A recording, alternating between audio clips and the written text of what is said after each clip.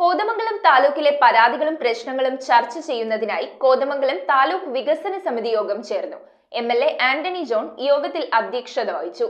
ജനങ്ങൾ മുന്നോട്ട് വെച്ച നിരവധി പ്രശ്നങ്ങൾക്കാണ് യോഗത്തിൽ ചർച്ച ചെയ്ത് പരിഹാരം കണ്ടെത്തിയത്.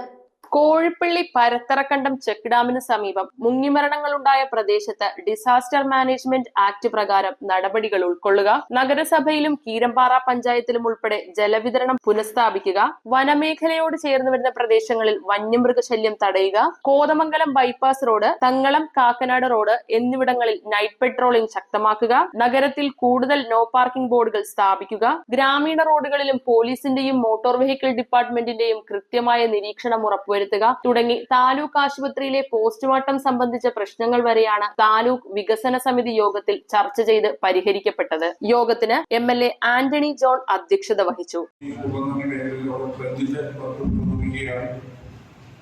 മറ്റ് പ്രദേശങ്ങളിൽ ഹാങ്ങിങ് ഫെൻസിംഗിന്റെ വർക്കും കുട്ടമ്പടിയിൽ മാത്രം 350ഓളം ലൈറ്റുകൾ വിവിധ മേഖലകളിൽ ഇപ്പൊ സാമൂഹിക പൂർത്തീകരണ ഘട്ടത്തിലാണ്.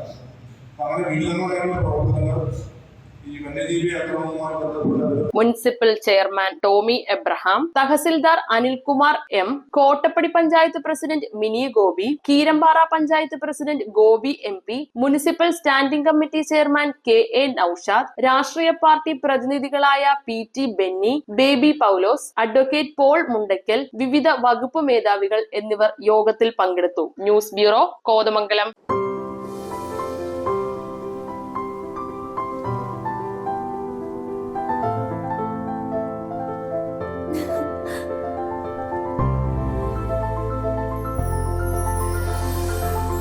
കളങ്കമില്ലാത്ത സൗഹൃദം പോലെ കലർപ്പില്ലാത്ത വിശ്വാസം.